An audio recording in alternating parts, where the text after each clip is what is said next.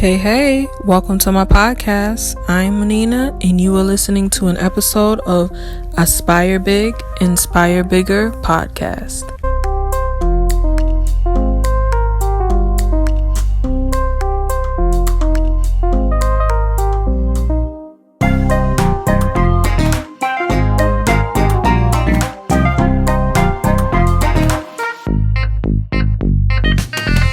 Hey guys, welcome back to Aspire Big, Inspire Bigger podcast. You are with Manina, the host, and you're with Keon Davis, the Smooth and Groove owner. He's an author, a smoothie extraordinaire. Thank you for coming to my podcast. I welcome you. What's up, girl? How you doing? I'm all right. Good. Trying to do things, trying to inspire. You owe me $1, don't you? You owe me $1 for the trying word, don't you? Well, I'm going to look for $1. If I got it, I'll give it to you. I'm short on these days, but I'm going to have them. I have a lot in the future. So if I owe you, you'll never go broke. Right? Yeah, there you go. I can tell you from New York now. Right. Gotta finagle something, you know?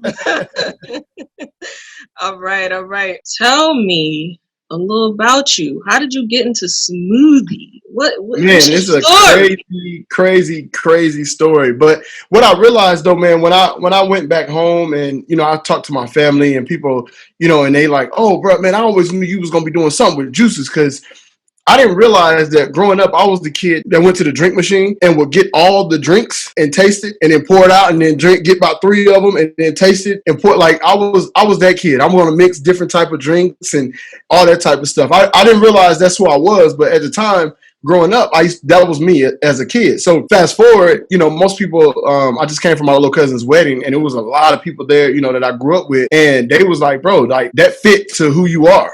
You know what I mean? Even though it's smoothies, it's not necessarily just the smoothie itself. It was just making the drinks and serving and catering to people and trying to make sure everybody's straight and everybody good and make sure everybody having a good time. That's who you were growing up as a kid. So it would only make perfect sense that you would be doing the same thing. You know what I mean? Right. So when did you get started? September 12th, 2011. So it just hit 9 years that I've been in business.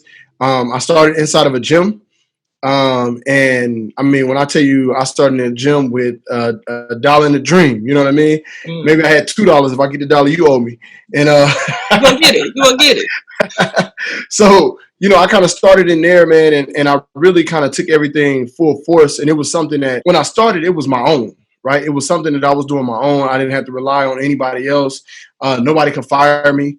Nobody could tell me I had to leave. Nobody can, any of that stuff. So it was really big for me to get a chance to like put my own actions, put my own success on my shoulders, right? That's one thing that I hated when I was playing football in college. I hated somebody else having my destiny in their hand. You know what I mean? If my coach didn't put me in, no matter how much better I was than other people or whatever the case may be, if my coach didn't put me in, there was no way for me to get film for me to go to the next level, right? So no matter what I was doing, it was like, shoot, I mean, I can only do so much, right? So when I started my company, it was like, listen, all the successes on me and all the failures on me, right? So people have this thing called it's like the quarterback mentality. If we win, right? You hear how I say that? If we win, we won, right? If we lose, you lost, right? You know what I'm saying? That's the quarterback mentality. It's your fault if we lose, but it's our fault. It's all of us if we win.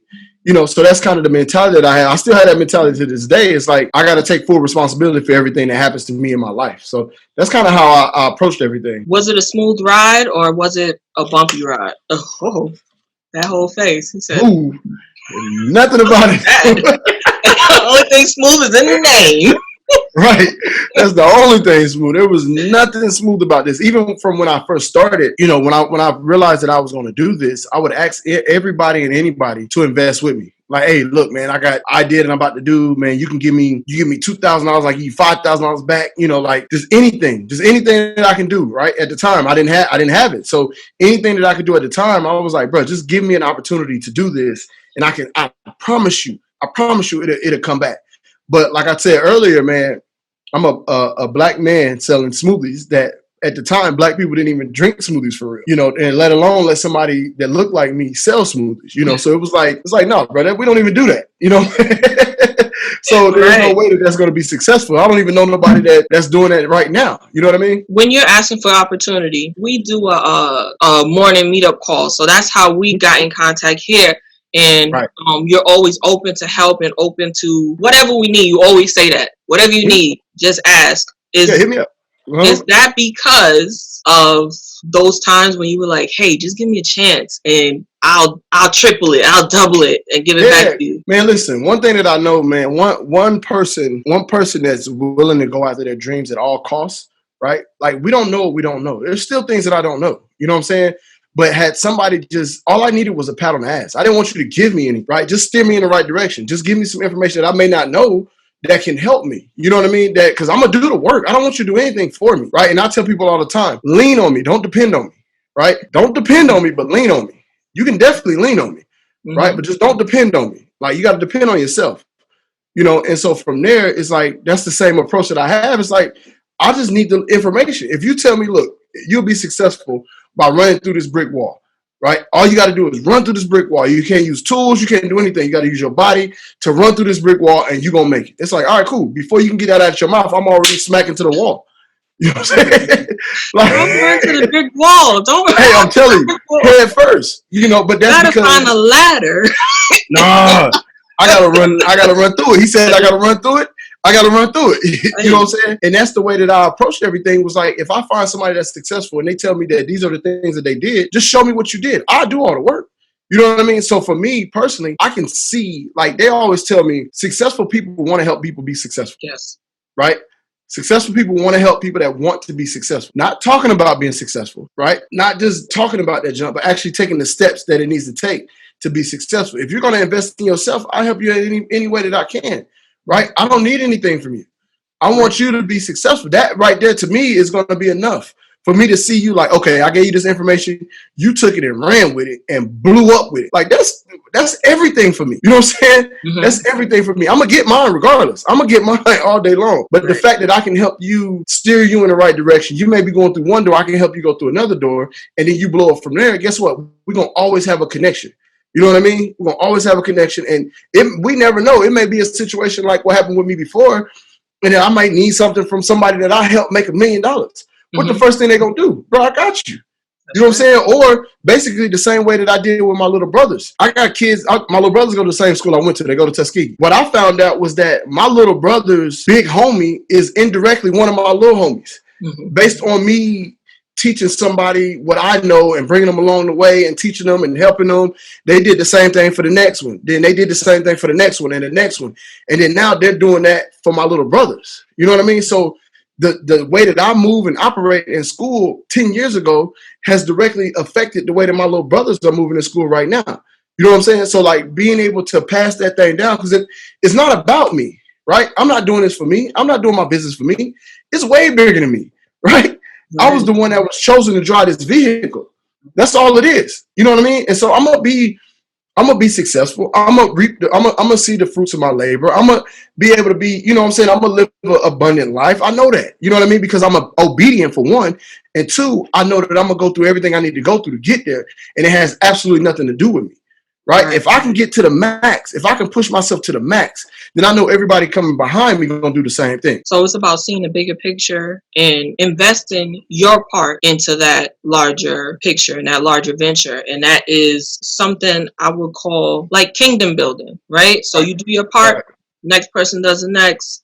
Once everything is built, you've all been able to add what you were put here to add into.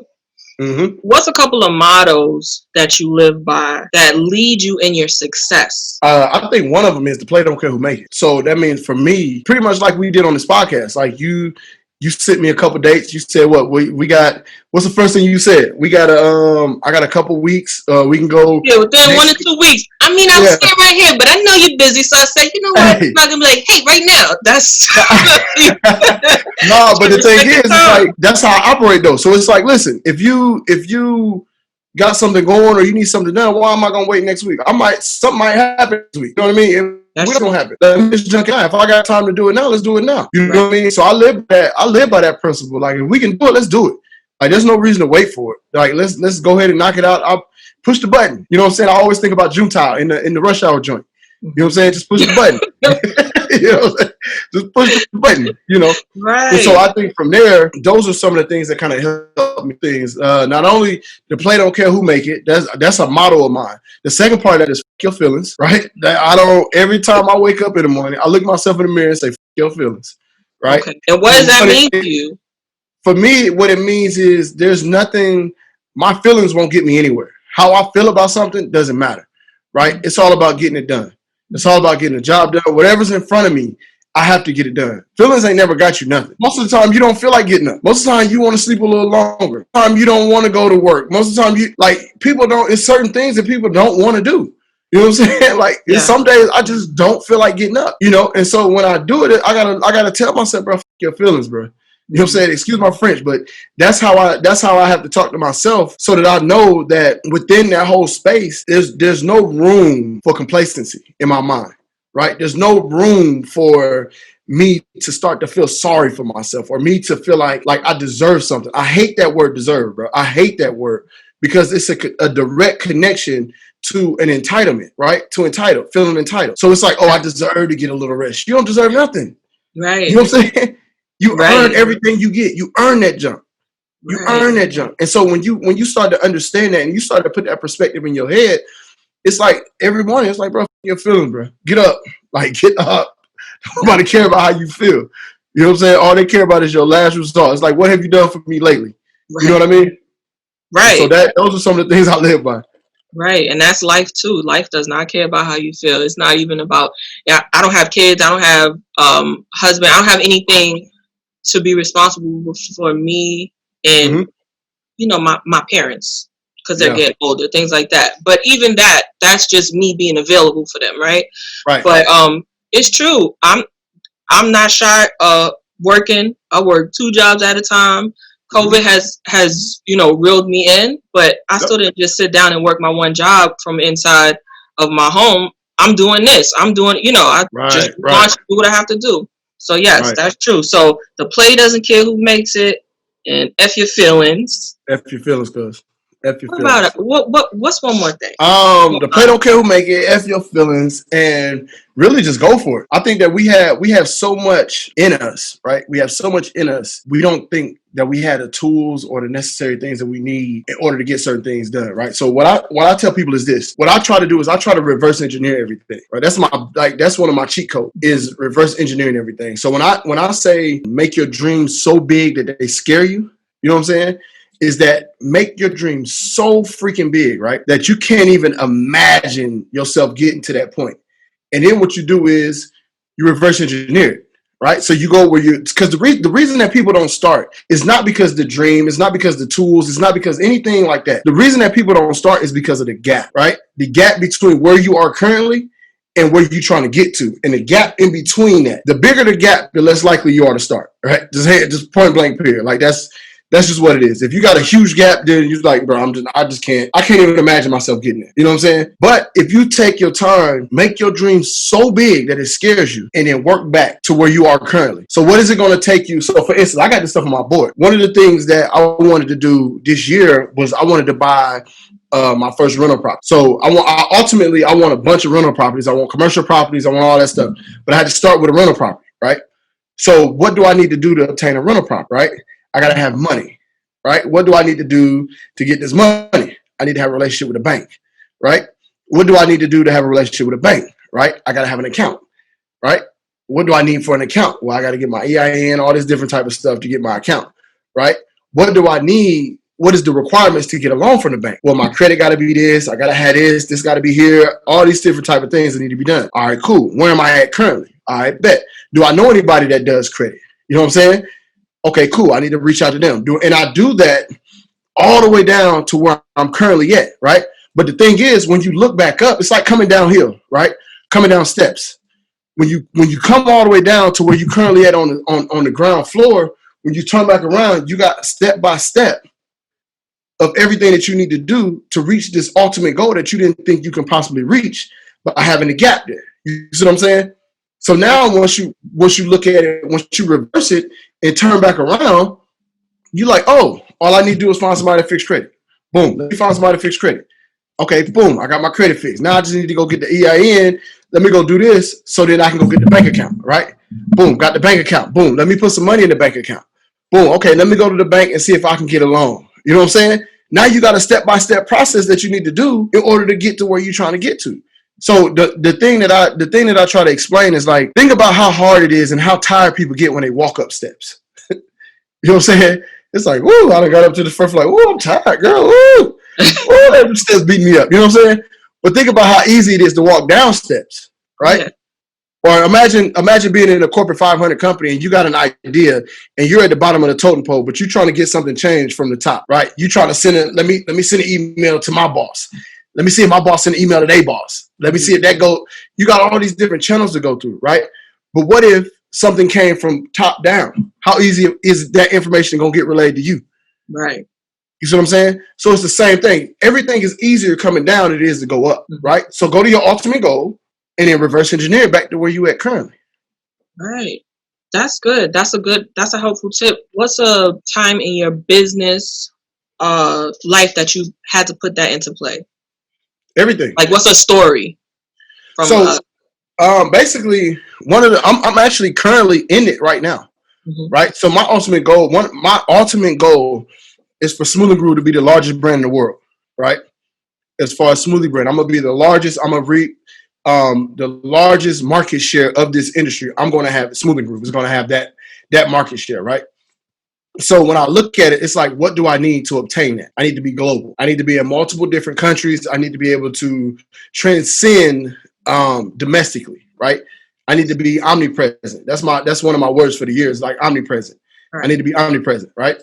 So what I did was I started researching global companies that do what I do, right? Juice bars, global juice bars, global smoothie companies. Like then I started researching McDonald's and all these other American companies that are global, and I see what they changed, right? How McDonald's, if you go over to certain countries, McDonald's sells like different type of food. You go over there and you think you're going to get McDonald's, they don't even sell the Big Mac.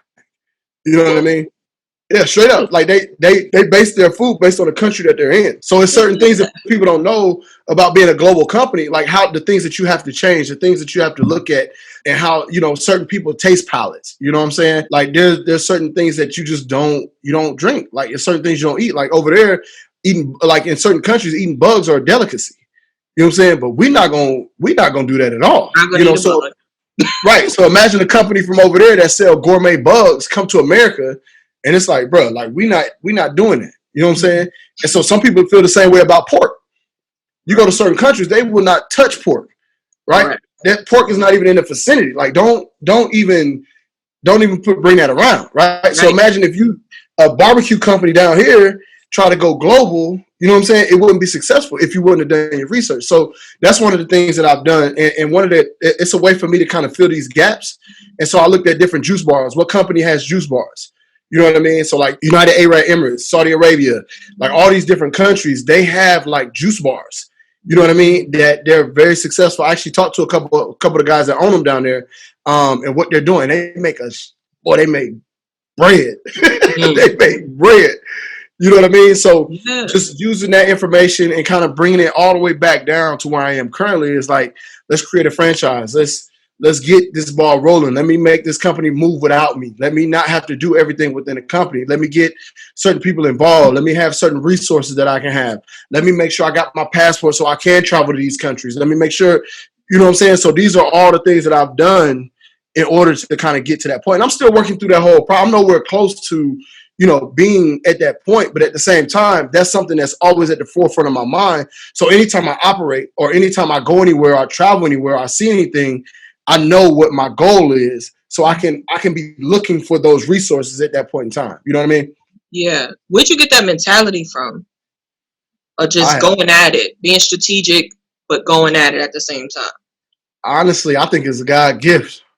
Because I mean, like I never grew up with anything. You know what I'm saying? So I've always had to just figure out a way to get something, right? So I never was able to I've never seen my mom go to a car dealership and buy a brand new car. right? You know what I'm saying? Like she's always had to go to the buy here, pay here and get the 10-year-old card that we paying $600 a month for. And you know what I'm saying? That type of deal. So it never occurred to me that I could go to a car dealership and get a brand new car and come home with a car that ain't got no miles on it and pay less than I would pay at the buy here, pay here. You know what I mean? And so it just like those things, I've just always had to figure out a way out of nowhere. I never got invited anywhere. I had to find a way to just get in the building. You know what I'm saying? If I want to go somewhere like, hey, I ain't even get an invite, bro. Like, all right, cool. Let me figure this out. Let me find a way to get in. You know what I'm saying? Do I have to act like I'm a chef and come down through the kitchen? I can take my stuff off and I can, you know what I'm saying? Like I've always had to find a way. Don't be sneaking in folk place now. Don't sneak up in folk place. Hey, I'm trying to get in the building, cuz. I'm trying to get in the building. You had a big gal all of a sudden. You turn on like, is that Keon? Oh, yeah, let me mind my business. Let me do this thing. Like, how did he get in here? Yeah. Yeah, I'll just be like, I see. Yeah, you already know what I'm doing. Right. Wow. All right. So I have something in my podcast called the Introvert Corner. All right. I am a stark introvert, and I feel like that a little bit about my background, it starts through culture. So okay. Like you said, there's countries that don't mess with pork. My father is from 100% Muslim country in Africa called Mauritania. Yeah. And even now, he showed me some pictures of a cousin who just got married, and I'm like, why she look so sad? And then he showed me a picture of her and the new husband, and they both looking down, and like I was like, are they getting forced to get married? He's like, no, we modest. We don't, that's modesty. It's like shame to look in the camera and smile. Right. So, right. And the crazy thing is that that's how I was raised. You don't look an adult in their eye. Right. That's a whole culture. If even now I am about to be 36 on Saturday, right? And my father is like, why are you looking at me in my face like that? Like, if I look him straight in the eye, like, sorry, forgot how you were for a minute. So I was told culturally, like, being heard and being seen is crass and like shameful in a little bit. Even though that's not everybody's culture, I know there's a lot of people who are introverts who feel embarrassed, just plain old embarrassed to get out there and do their thing, do what they have to do. What would you tell a person to help them just grow past that feeling? Because like you said, it is F your feelings, but your feelings are real and they can be a real hindrance to some people. Right. Like, what's something valuable you think that they could take from you or from the way that you handle things, that you could help teach a person who's dealing with that? For me, man, I think that the main thing is that it's a fear of not being accepted, right? In one way or another. You don't feel like you're good enough in whatever rim that you're in, whatever space you're in, right? It's almost like for me, I used to be real shy. You know what I'm saying? Like, and people look at me now like, bro, there's no way that you were shy. Right. Like, I used to be real shy. But the reason that I was shy, because I was scared of the word no. You know what I'm saying? Like, that was the reason that I was shy. So we all have like fears that we put on ourselves, right? That stick with us forever. They're triggers. They're things that stay with us. There's things that we do that we don't understand why we're doing these things, right? So like for an introvert, a lot of times you feel safe by not dealing with that, right? That's your like, look, bro, I don't know what you got going on. I don't know what your energy ain't there. Like, bro, like keep that over there, right? Right. But at the same time, I think that there's a great balance in being able to see yourself, right? Being able to see yourself, because an introvert, what I think, and I could be completely wrong. I'm not a psychologist or anything like that. I'm not into that space, but I think that an introvert, one of the problems that an introvert has is they don't necessarily see themselves, right? And so what I mean by not seeing yourself is like, you don't really see your value. You don't really see your true, like, you know what I'm saying? You don't really see your superpower, right? When it comes to being in a crowd, right? And there's nothing wrong with that, right? Because most of the introverts are very detail oriented, right? they pay attention to every little thing possible, which somebody like me, I skip over all the details and just try to get to the meat. Meanwhile, the introvert behind you like, okay, it's fine. Like, hold on, slow down. I got you. You know what I'm saying? And so I think that it's a great balance to have both. And I don't think there's nothing wrong with an introvert. And I think that a lot of people make it a negative thing, right? Oh, you're an introvert. You know what I'm saying? They kind of see it in a different space. But I think introverts have like such a strong essence of superpower that they don't even realize they have, because they're looking. The problem is the introverts are looking at the extroverts on screen. And they're like, why am I not like that? Right? Something got to be extrovert. You know what I'm saying? The extrovert looking at the introvert like, dang, bro, I wish I could be, you know what I'm saying? Because I promise you, you know how they always say, like, behind every successful black man is a black woman? Mm-hmm. Behind every successful extrovert, there's an introvert behind him. Correct. You know what I'm saying? Every single time. Every time, right? And if they don't, it's just an introvert just shooting in the wind. We all need that person behind us that's keeping us on track. We all need that person behind us that's like, I feel like it's a strong super, but I don't have that, right? I don't have that at all. But I'm glad that they're like introverts exist, because I need you. Mm-hmm. I need you so much. Yeah. So I don't feel like I want all the introverts to understand that you are needed. You are direly needed. There's absolutely nothing wrong with you. You know what I'm saying? And your superpower is extremely, extremely valuable. You know what? And I'm gonna let you in on a secret, introvert secret. Even though you're not introvert, I'm gonna let you in on it. I'm an introvert. Oh, you are. I'm an extra. You might graduated. I'm an extra introvert. See, I don't know if that matches. But we know. But the word that it is fear. It's like you said, fear of being seen and misunderstood. Right. So a lot of extroverts are okay with being misunderstood. Yeah, they don't care. It's fine. But introverts, it's something about being misunderstood. You're like, no. That's not what I said. That's not who I am. Don't do that to me. No. Don't get it twisted now. Yeah, but you know what you're great at. And I think that, like you said, that's why introverts can be so effective in their realm, because they know that they know that they know, but they just don't want to be seen knowing it. Mm-hmm. Right. They don't want nobody to know they know it. Right. We want somebody to know. See, it's a twisted game for introverts. We want somebody to know, but we don't want to have to tell you. We want you to be able to say, "Oh, I see you. You're doing good." Like, like, oh, really? Yeah. We want the quiet props. Yeah.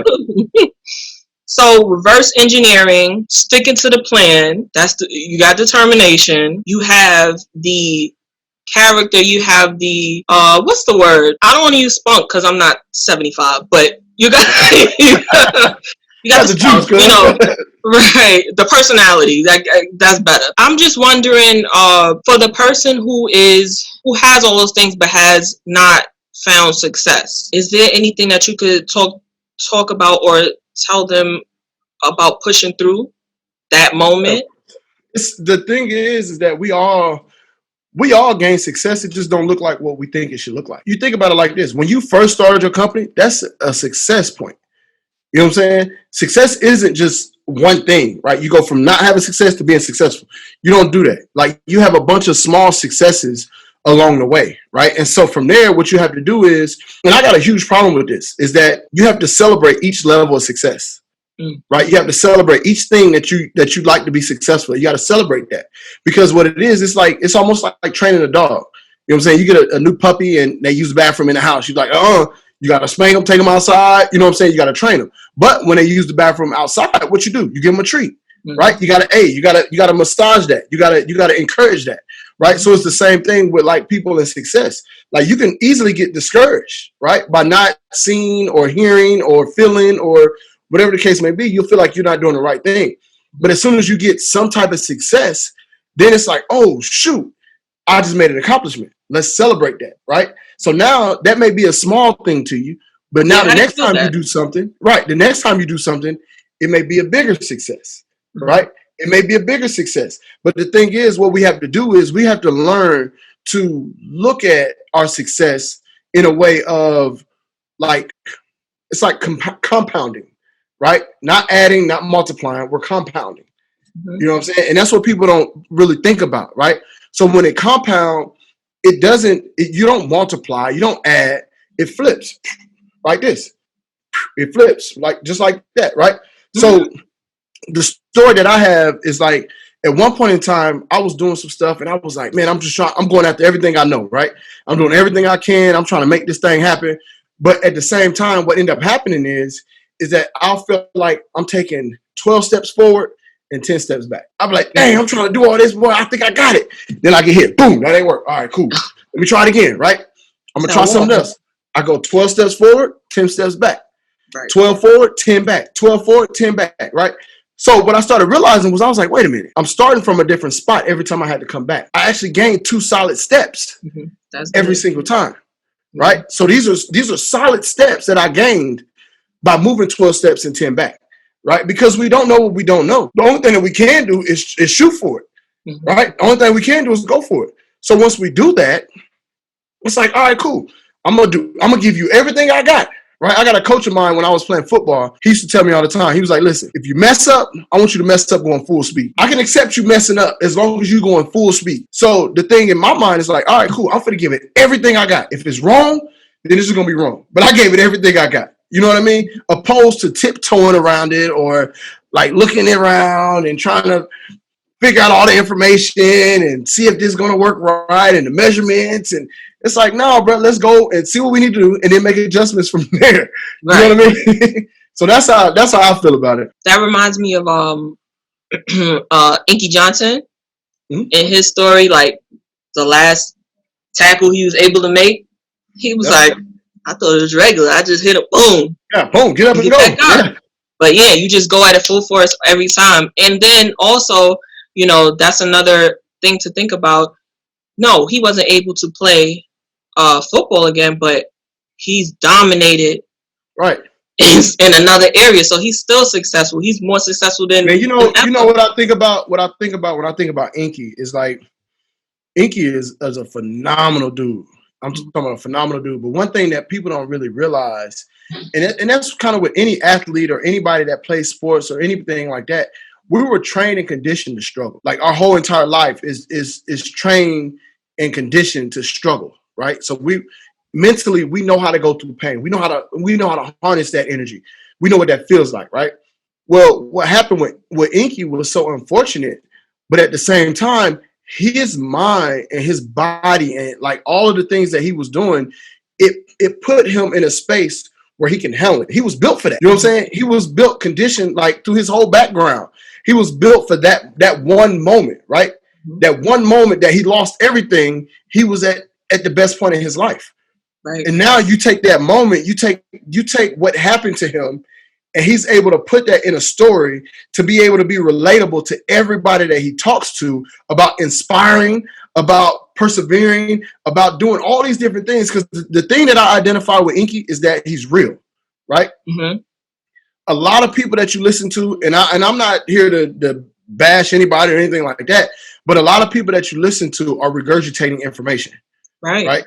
They regurgitate information. We all read the same books. We all listen to the same podcast. We all see the same people. We all know the lingo, right? Mm-hmm. So when you know the lingo, you know what the right things to say to make people resonate. Like, oh, he might know what he's talking about, right? But at the same time, when you take someone like Inky, and one thing that I try to do myself is that I can only tell you information based on my experiences. I can't tell you something that I never experienced because I don't know about it. You know what I'm saying? But I can definitely tell you based on my experiences. And so the thing about Inky is that he's channeling all of this energy from the pain, the hurt, the hunger, all the things that he had in his life. He's channeling that through a story to help you, inspire you to get to the next level, right? And so that's why so many people resonate with him is that, like, it's just, you can tell he 100. Mm-hmm. You know what I'm saying?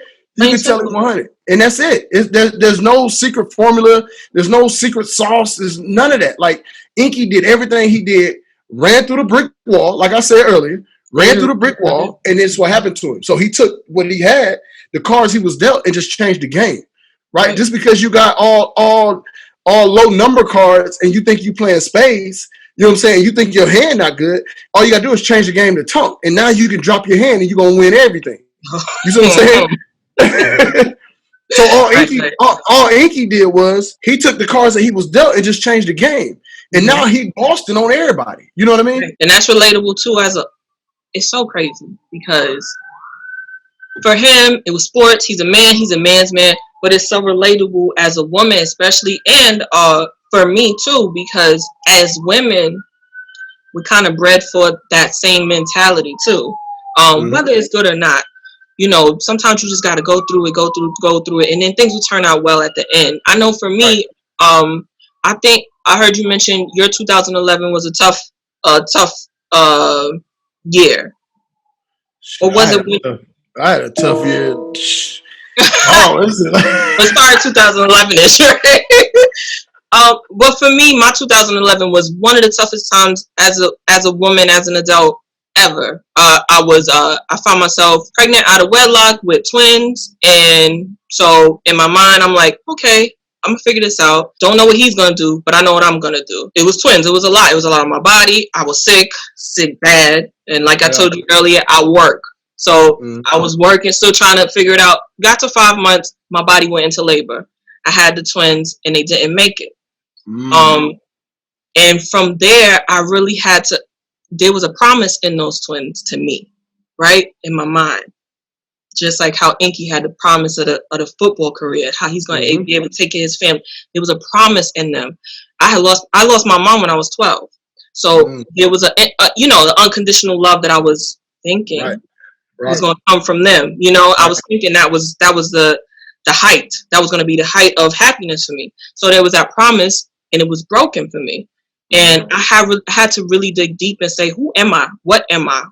What kind of woman am I? Because my father was looking at me, like I said, 100% Muslim, very neat place. He was like, I don't know what to tell you, but, you know, I love you, but you're not my child no more. We don't do that. Like, so no mom. And my father's like, no, it's a no for me. So I had to look inside and say, what kind of woman am I? And that's really where I built Aspire Big, Inspire Bigger, because it was really, I really opened the Bible and got to Proverbs and got to the woman, a noble character, the wife, a noble character, and really read and understood what God looks for when he creates a woman. What is a woman in God's, words, in God's mind.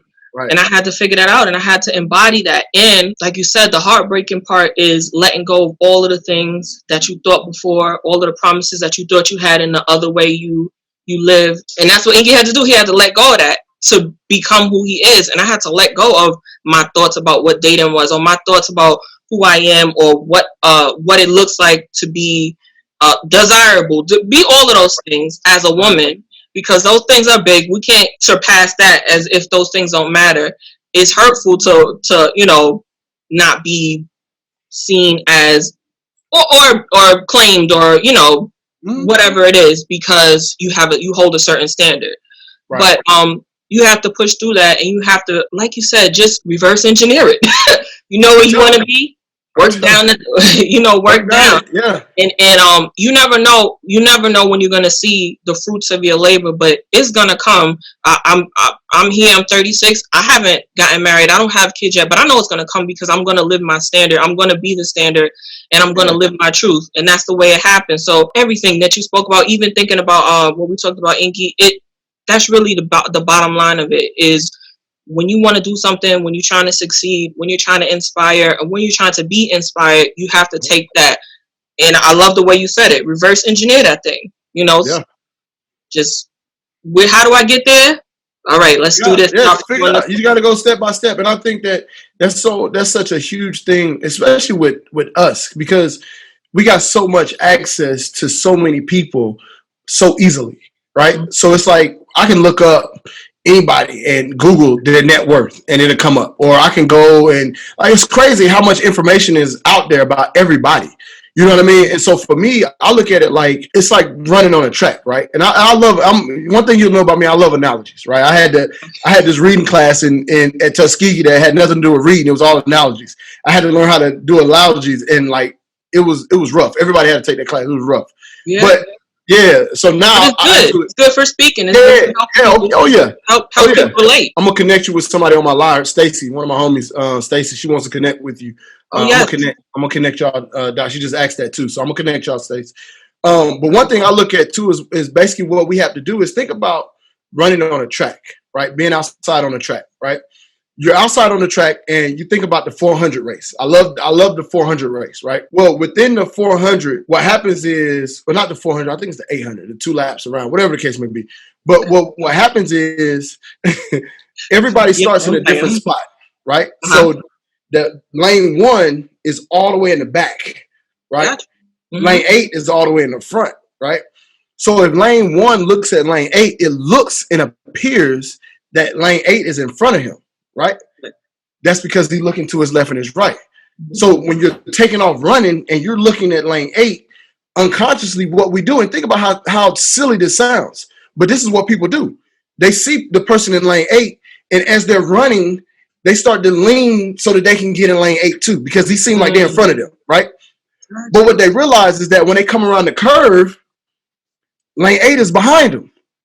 But they done got their mind so wrapped around looking and seeing what this person is doing and seeing what lane this person is running in and how it appears for them to be in front of them.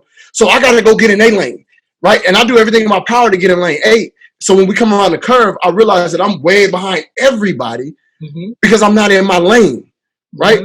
I'm not in my lane. I'm not focused on my lane. I don't have my blinders on running my race, right? We all have our own race. We all have our own race to run, right? Everybody, and I believe this like wholeheartedly, everybody has a true desire in their heart, right? Some desires may overlap. Some things may be the same. But true desires of our heart, we all have different desires.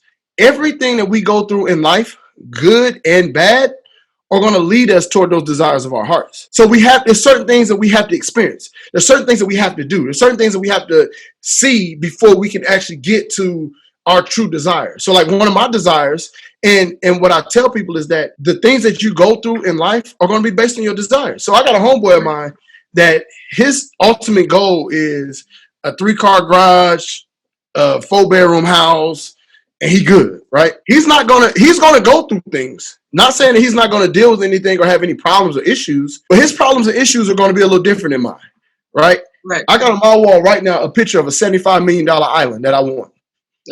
Oh, well. You know what I'm saying? It's a picture right here, right there. $75 million, right? That's what it's gonna take to get this island, right? I want my own private jet, right? I want the 100-foot yacht with the helicopter port on top. Right? So there's certain things, and I'm going to get that junk too. Like, I'm not playing about that. It's going to happen. But at the same time, the things that I'm going to go through in life are going to be extremely different than my homeboys because of my desires, right? I'm going to have to deal with a little bit, like I'm going to have to take a few more punches, you know what I'm saying, in order to get to that spot, right? And so the thing that I try to tell people is that knowing your true desire is almost like running your own race. Really understanding that you got to run your race. If I get in my homeboy lane and try to run his race, you know what I'm saying? Yeah, I may feel accomplished. I may feel like that, but I'm missing the whole point.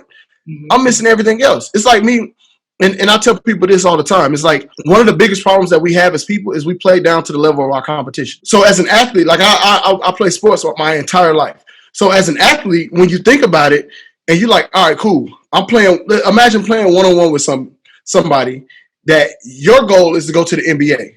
Their goal is just to make it on a high school basketball team. That's their ultimate goal, right? But you're playing against them. And the only thing you're doing is just doing enough to beat them, right? You're going to play down like, I ain't going to let you win. You know what I'm saying? I'm going to let you score a couple buckets, but I ain't going to let you win. It's a couple people that have this mentality that people idolize, but they really don't know what that means, right? They really don't really harness that energy. But that killer instinct, that's what they call it, right? That killer instinct. I don't care who you are. You got to get this work, right? Because I'm not competing against you. I'm not playing down to the level of my competition. I'm working on me. I'm competing with myself. You know what I'm saying? Right. Yourself, when you look in the mirror, eye to eye, when you look yourself in the mirror, eye to eye, the person staring back at you is the only person you should compete with. That's the only person that knows all your flaws. That's the only person that know if you really giving it 100 or not. That's one person you can't put a filter on. You can go on IG and Snap and all these other places and put a filter on the picture and make yourself feel good. That's one person that you can't put a filter on. You know what I'm saying? That know all your weaknesses. So imagine competing against somebody that know all your weaknesses and beating that person. Nobody else stands a chance. Right. You see what I'm saying? Yeah. Nobody else stands a chance to do anything to you if you can compete with yourself and beat yourself. Mm-hmm. You know what I'm saying? Outwork yourself. And that's the thing that I want people to understand is like, the more that you get in tune with yourself, the more you get in tune with who you are as a person, the more you dial in and find your triggers and your traumas and like all of that type of stuff and work on you and get off of looking at everybody else and get off of trying to get in other people's lanes and feeling like you can do this and you can do that. Of course, we can do whatever we want to do, but what should you be doing? You know what I'm saying? And I think that's the thing that we need to do to accomplish that goal. Yeah, it leads you to your peace. And I always have this saying. I have this saying where I say peace serves as power. You know, the more you get to know about yourself, the more peaceful, the more understanding, and the more tender and gentle you are with yourself. Right. But the more powerful you are. Right. You know? Right. So that's awesome. All right. So we coming to the close of the podcast. I have 3 introspective questions. All right, let's do it. That I'm going to ask you. Pick them at random.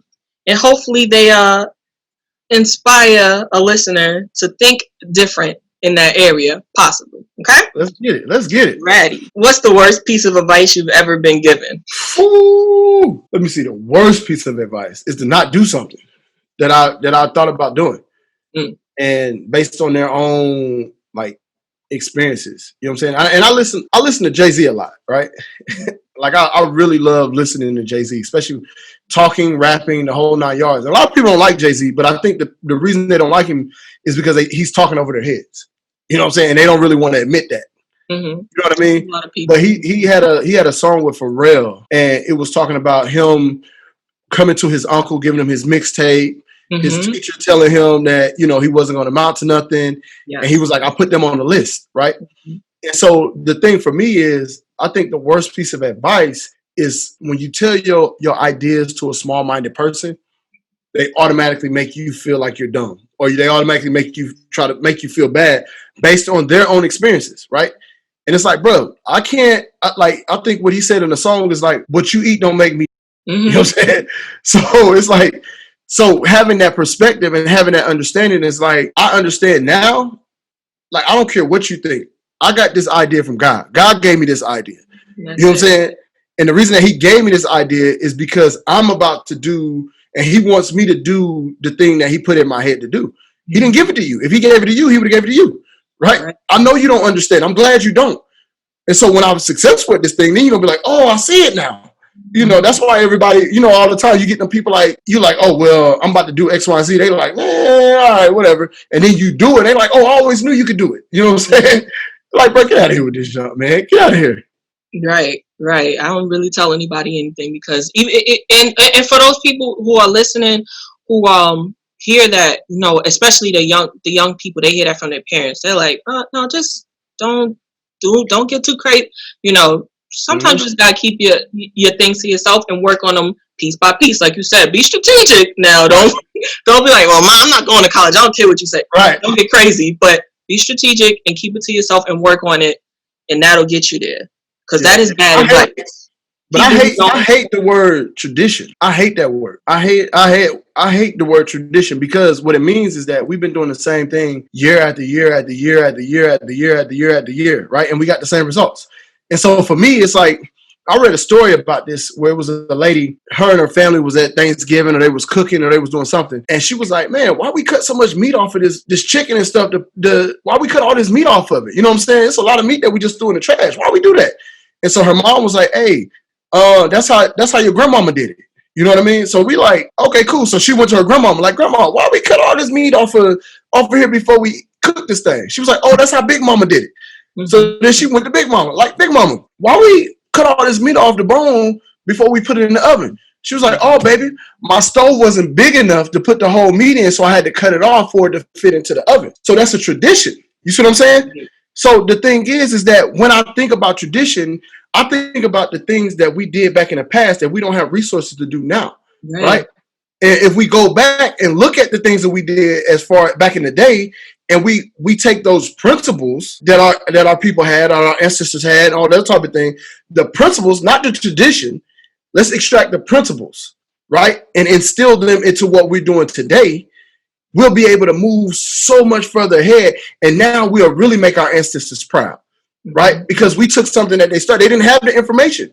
They didn't have the education. Why am I going to do the same thing that my great granddaddy did? You know what I'm saying? The same way that he did it. You know what I mean? When everything has evolved. Mm-hmm. No, there's no way that we could be talking like this 50 years ago. Correct. You know what I'm saying? But if I traditionally, man, I'm gonna just keep doing what I've been doing. You know what I mean? Yeah. And now you're stuck. So when people really think about tradition, and when you really think about like how you can move things forward, let's extract those principles and not just follow suit from, you know what I mean, from traditional ways. Right. Know what the purpose is. Know what the purpose was to begin with. You might not need that anymore. It might not be necessary. I know my father's, I said, my father's country is 100% Muslim. You know, in Islam, you're allowed to marry more than one woman. And, you know, that sounds crazy to a lot of women who are not from that culture. And I talk about it with my dad now because we're more than good terms now. That's my, you know, me, you know. But he's like, the reason why I started was because there was a war. And all the young men were getting killed in the war. So in order for women who didn't have any financial freedom, they didn't have any rights when it comes to that. You couldn't own property or have your own business. The you know, brothers, uncles, all of those who were left behind married the women so that they wouldn't be homeless. You know, so that's the reason why they had more than one. It was for that reason, because their husband was going off to war and getting killed, fighting in the, you know, in the religious war. It's not because, you know, we just do this over here. So you have to know what you're doing it for. In 2020, first of all, I don't know how y'all dealing with more than one woman, but to marry more than one, that is crazy. I'm a woman, I feel sorry for y'all. Because we got a lot. So it doesn't apply now, and it was a stipulation as well. If you can't afford them, you can't marry your brother's your brother's wife and help her out, because you can't help her. You know, send it down to the next uncle or whatever it was. It was all for those reasons. So know what you're doing it for. Basically, what you said. You know, I agree with that. All right, second question. Let's do it. What's one mistake you keep repeating? Man, probably a million of them. Okay. But one mistake I keep repeating is like being too personable with my employees. Right? And so I think that the problem is that I always see the good in everybody, right? And I always want people to be successful. I want people to, you know what I mean? I see the potential in them. I see what we're trying to do. So it's like I'm always trying to help somebody out in a sense of moving forward. So if I can help you, like, hey, bro, just come on, I got you. You know, let me just help you do this. What are you trying to accomplish? Let me help you do that, right? And then at the end of the day, I end up getting burned because I'm putting too much in them and they're not reciprocating that. Or I see more in them than they see in themselves, right? So I'm like Captain Kirk. I'm always trying to save somebody. You know what I mean? And so, don't save them. They don't want to be saved. Right. And so that's the thing that I got to realize is like I have to be able to separate that and treat them as such, right? And let them get the job done. And outside of that, if there's a relationship that need to be had, then we can have that outside of that. But internally, like this has to get done, right? You can't look at me like, because there's no way that when your owner comes in the building and you just still on your phone, right? It's like, oh, he's straight. Like, we good. That's my boy. You know what I mean? Oh. And so it's like, no, we not doing that. But who I am is like, hey, bro, hey, put the phone up, bro. You good? You know, that type of deal. Instead of like, hey, look, come here, clock out, go home. You know what I mean? Instead of doing that, that's not who I am, right? It's like, hey, look, let me tell you now. This is the reason why you don't need to have your phone, right? The reason you don't need to have your phone because this and that. All right, hey, let's go now. You know, instead of like, you know, making everything cut and dry. So I think that's one of the biggest mistakes that I continue to make. And I'm trying my best to figure out a way to make that happen. But I think the thing is, what I need to do is I need to have a separation between me and my employees, right? I need to have layers. You know what I'm saying? I need to have layers. So that means that I need to have a proper, and this is one of the things that I had on my reverse engineering deal. Mm-hmm. I need to have a proper channel of management, right? So before you even get to me, yeah, you need to be there. That's what I was just thinking. Like, oh, you need an assistant manager. That's what you need. Right. So you just need to have a couple of different layers of people that you need to talk to before it even gets to me, right? Mm-hmm. And so that's just one of the things that I'm working toward. But I think that's one. I used to work in Starbucks for many years, and the most productive managers or store managers, they implemented the write-up system. First time is a warning. Second time, got to write you up. Second, write up. This is your last. Third, you're automatically out. And they, a lot of them were really cool and easy to relate to. They were there for you outside of work, but set of rules. This is how it works. First time, I'm going to tell you. Right. Cool. And we're going to smile. We're going to get to work. Second time, come to my office real quick. Come holler at me.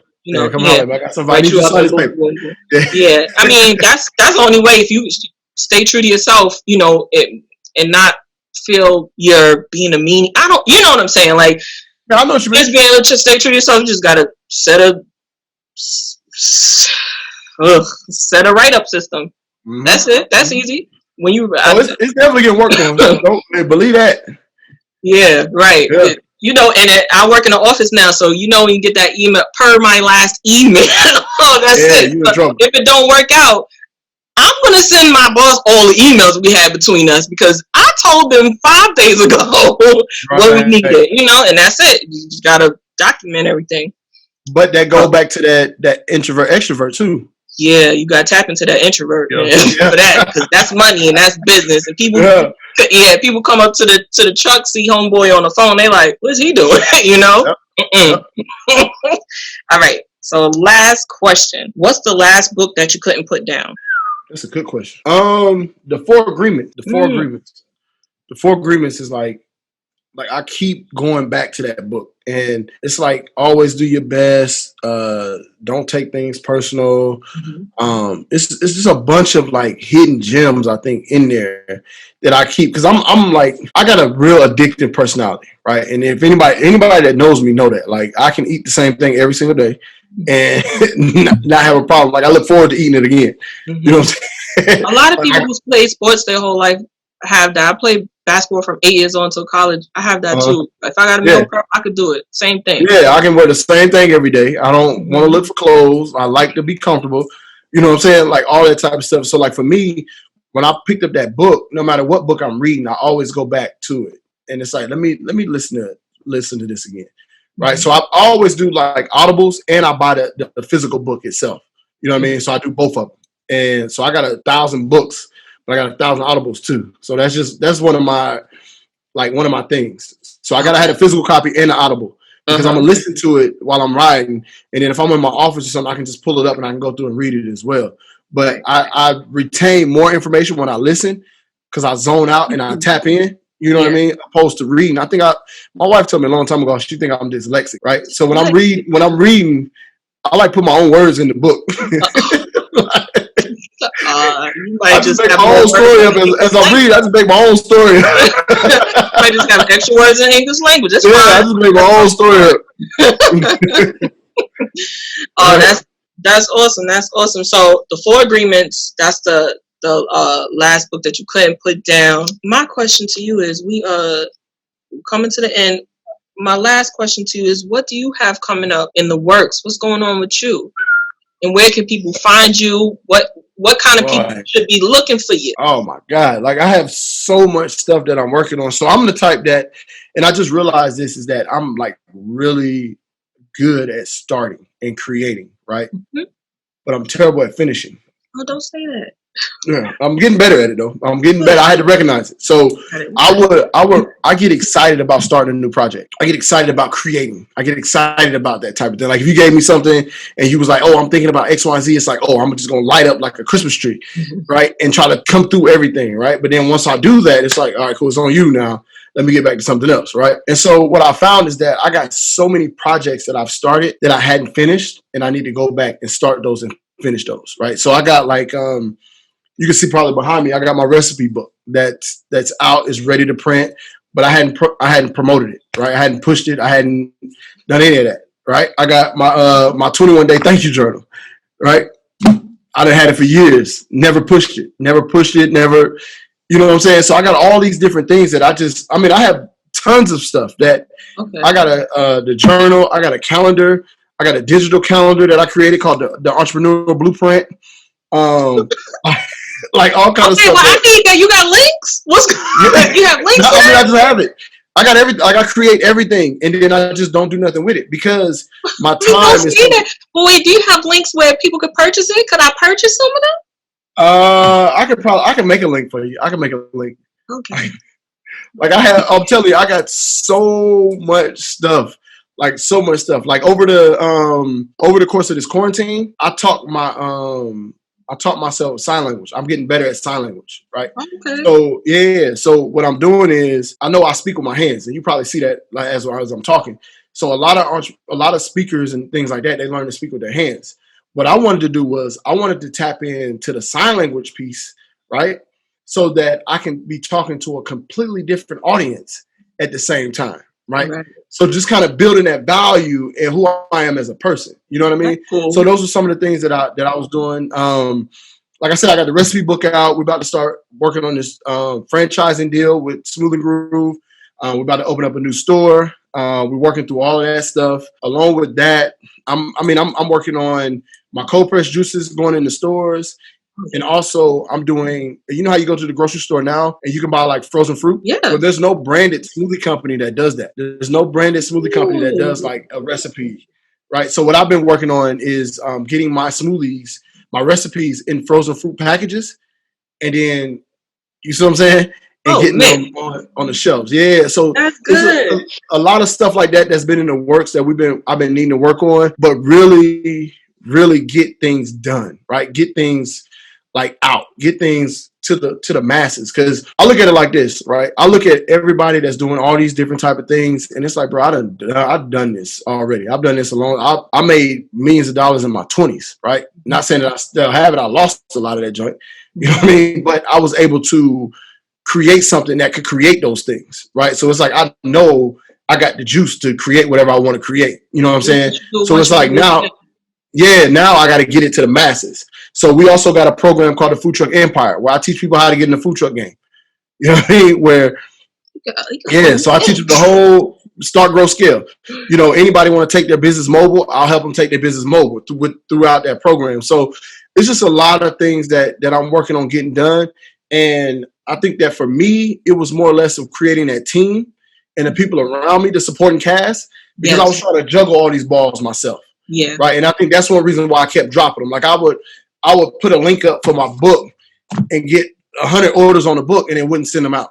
You know what I'm saying? It's like, bro, like you got to stop doing that junk, you know, because it was a flaw of mine. You know what I mean? It was a huge flaw of mine that was like, dang, bro, it just, it's other stuff that's taking my mind away and I'm doing everything myself. Right. So I had to stop doing that joint. And I just really feel like now is the time and the space that I got people around me that can actually help me with these things that I'm trying to do. Oh, that's good. So you're going to send me some links. I'm going to post them.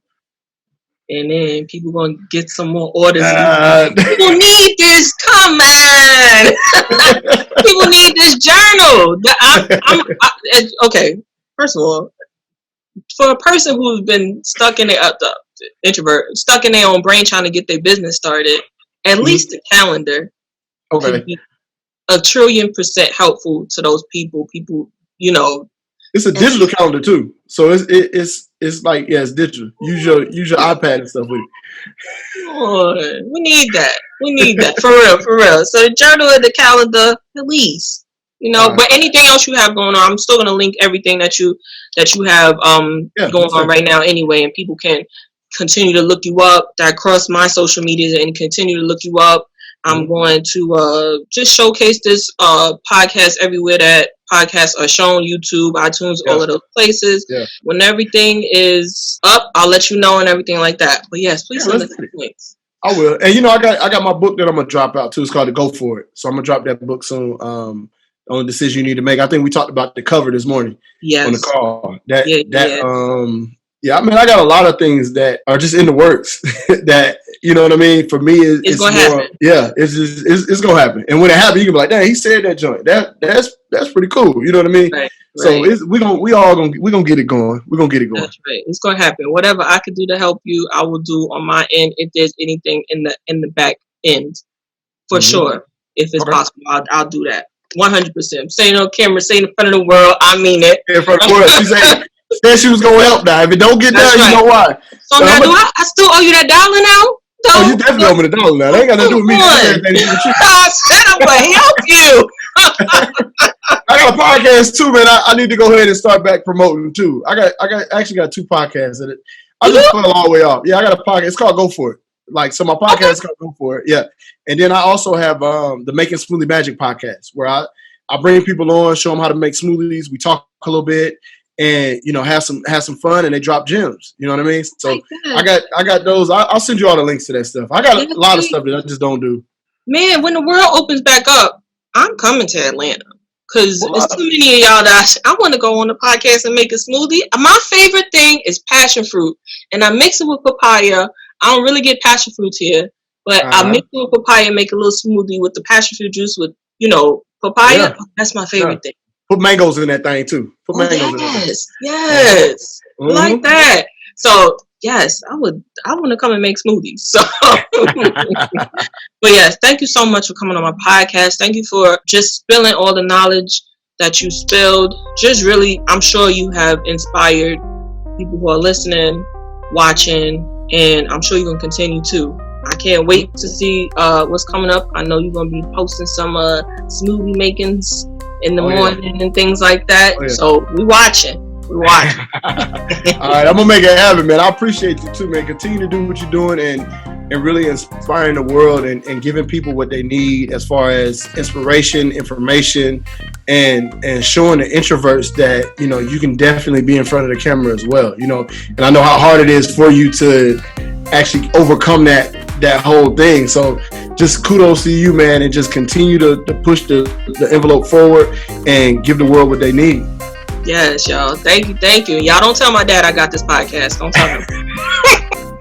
All right, y'all. Appreciate it. Later.